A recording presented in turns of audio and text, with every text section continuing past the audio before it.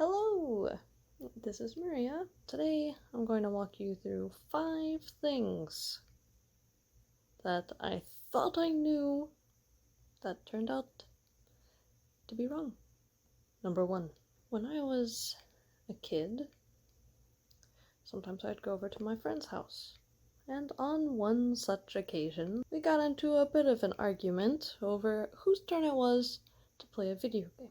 My friend's mom came into the room to find out what was going on. So we turned to her and we said, "Oh, well, we're arguing over whose turn it is now." My friend's mom looked down at me, and I'll never forget what she said. "Of course, it's only natural. You're an only child, so you're spoiled and self-absorbed, and you don't understand how to share with other children."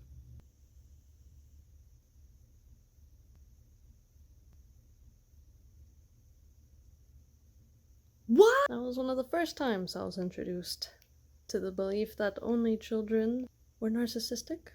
But it wasn't the last time. I guess it just became something in the back of my mind. I was like, oh, I guess only children are narcissistic.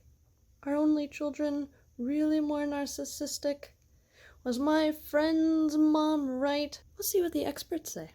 In a 2019 study, Michael Duffner and colleagues decided to tackle the question if whether or not only children actually are more narcissistic than non-only children. They actually conducted 2 studies. One was to test to see the prevalence of the stereotype itself, and then their second study is where they actually used data from over 1,800 individuals sampled from the innovation sample of the socioeconomic panel in Germany. So Duffner and colleagues were able to get a pretty nationally representative sample. To test narcissism, Duffner and colleagues actually broke narcissism into its 2 subdimensions of admiration and rivalry. Duffner and colleagues found that not only were only children not more narcissistic than non-only children,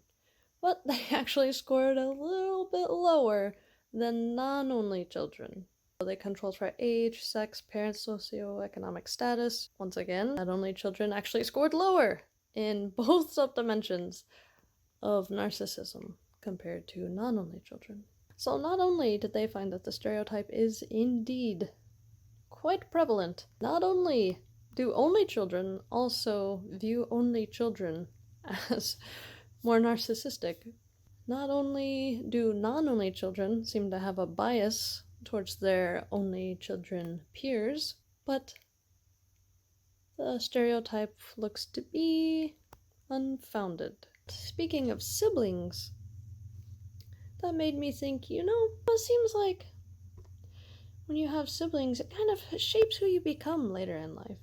And I realized that I do. I have this belief that I've gathered over the years where, the order of your birth pretty much defines your personality. Is that really true? We'll turn to the experts.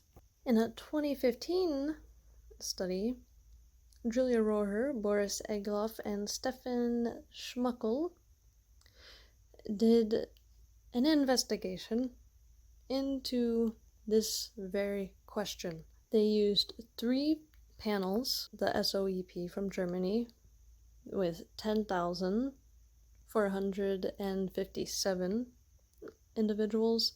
They used a panel from Great Britain, giving them over 4,400 individuals, and in the United States, they used a similar national panel for over 5,200 individuals. Rohrer and colleagues further decided to measure personality in terms of what's known as the Big 5. They include openness to experience, agreeableness, extroversion, emotional stability, and conscientiousness. Rohrer and colleagues actually mentioned something that I didn't know. It seems that it is common knowledge in the scientific community that from the oldest sibling to the youngest sibling, there will be a slight decrease in IQ from sibling to sibling. They found that within family and between family, there were no indications that the birth order of these individuals had any effect on their personality in 4 out of the 5 big 5 dimensions. So what about that last dimension? Rohrer and colleagues found that there weren't any differences in imagination, which is the subdimension of that 5th big 5 personality trait of openness, but there was a difference in intellect. So openness to experience might be a little more complex, but again, that is only one subdimension of one trait out of the big 5, of which 4 seem to be not affected at all.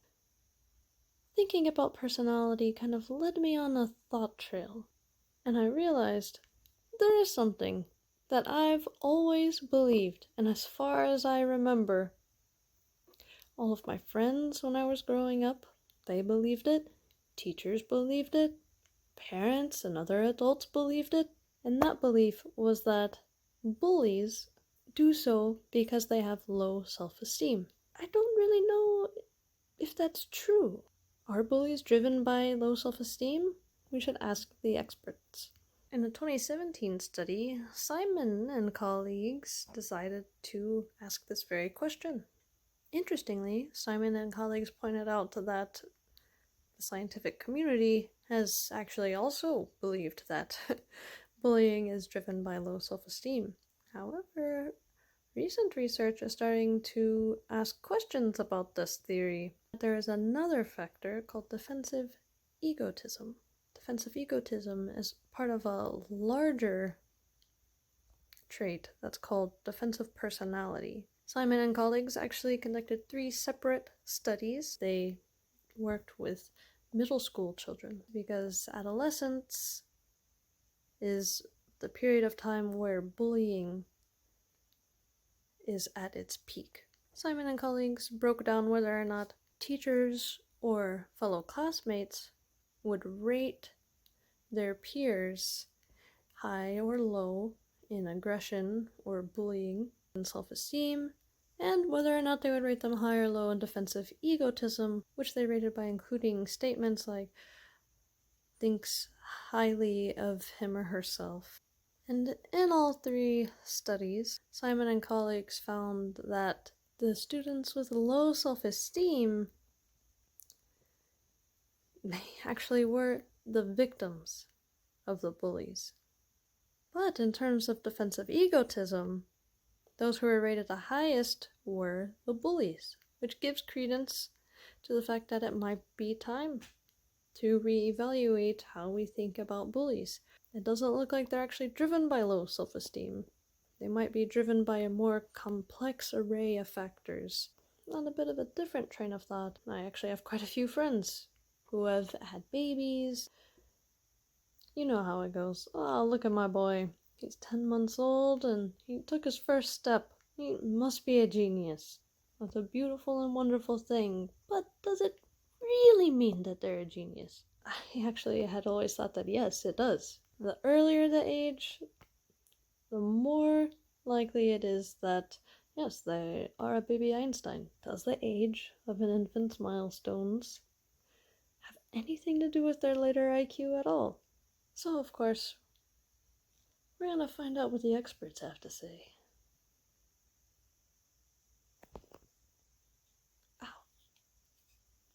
I found a couple pretty similar studies. One was conducted in India, and the other was conducted in the Netherlands.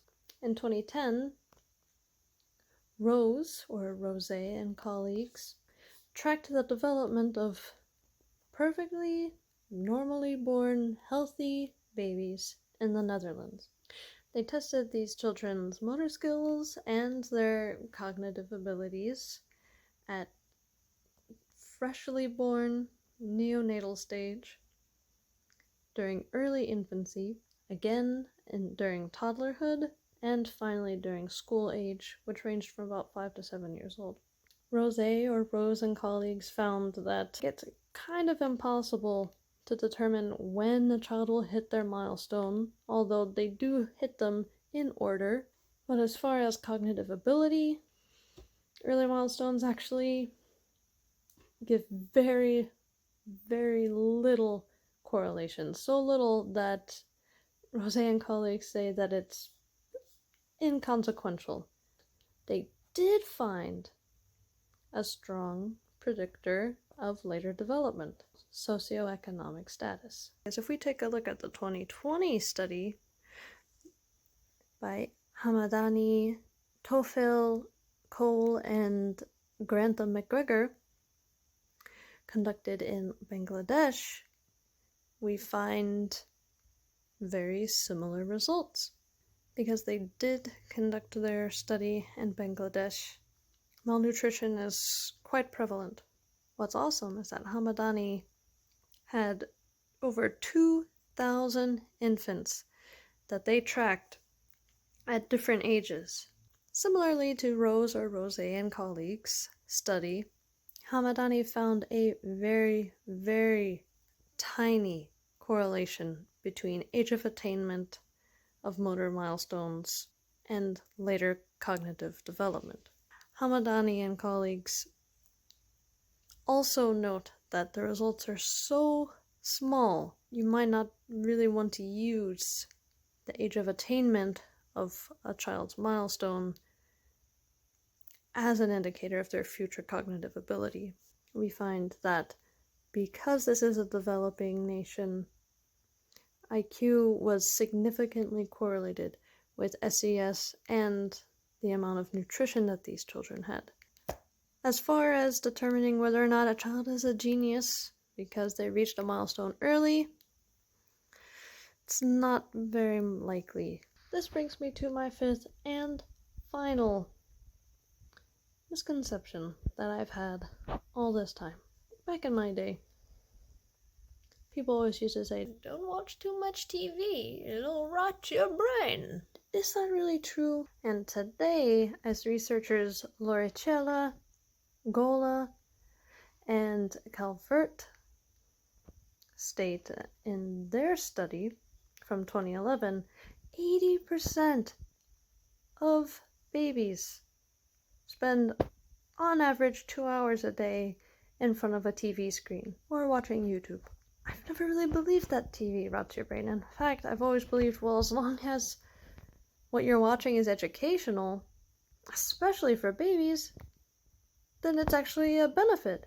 Do babies really learn from these baby shows? Let's ask the experts. In her 2014 study, Marina Kirkmar decided to find out exactly this. Kirkmar makes a point to draw a distinction between just watching a video one time and watching something repeatedly. Kirkmar tested to see if infants could learn 3 new words by watching an infant-directed DVD about 5 or 6 times a week. And the answer to this misconception that I've often held is that infants don't really get anything out of infant-directed DVDs until they reach almost a year and a half. At about 17 months, that's when babies can really start to get something through repeated exposure to an educational infant-directed program. Kirkmar points out how babies learn best from live models. Kirkmar also mentions another interesting aspect. It may be that babies learn best from what they call socially meaningful characters, or figures that they have a history with or that they've grown to like. There is another study conducted in 2011 by Loricella and colleagues, and they tested this. Loricella and colleagues conducted their study in the US with 48 21-month-old babies. They investigated whether or not toddlers, remember 21 months old, could learn better if they were watching a video with a character that was socially meaningful to them. They chose Elmo, as opposed to learning from a DVD with an unsocially relevant character, someone that they've never seen before. They tested a sequential task, which is a more complex thinking skill. In sum, Laura Chell and colleagues found that the children who watched Elmo demonstrate this sequencing task were able to perform it much better than the children who watched the character that they'd never seen before. The children who watched the video with the character that they had no history with, they got relatively the same results as children who didn't watch any video at all. Not only are infant-directed or educational baby shows or videos not that helpful for very young infants, unless the characters have some sort of meaning to them, they're not going to get much out of it anyway. All in all, I had 5 beliefs that I came to believe were true, that only children, myself included in that group, were narcissistic. I thought that the birth order that someone entered their family shaped their personality for life. I thought that bullies bullied because they had low self-esteem. I thought the kids who attained their motor milestones at younger ages than expected were set out to be geniuses. I thought that babies learn just fine from educational videos, but evidence shows that's not really true. Wow. This quest has taught me that we pick up little tidbits of information as we go through life, and sometimes we don't realize that it might actually be a bias, or it might be inaccurate. And unless we actually put the effort in to investigate its validity, we could end up carrying these misconceptions throughout our entire life, to even everyday things. They might actually be the result of many, many different factors all coming together. And for me, it serves as a reminder to always stay open to learning something new, especially to learning things that might contradict the beliefs that you've had maybe for years and decades. Maybe you wouldn't be so quick to jump to a conclusion or to judge somebody based off of factors that were outside of their control, like whether or not they're an only child, or whether they were born second, third, or fourth in their family. So I'd say today's a good day, because I learned a lot. Thanks for watching!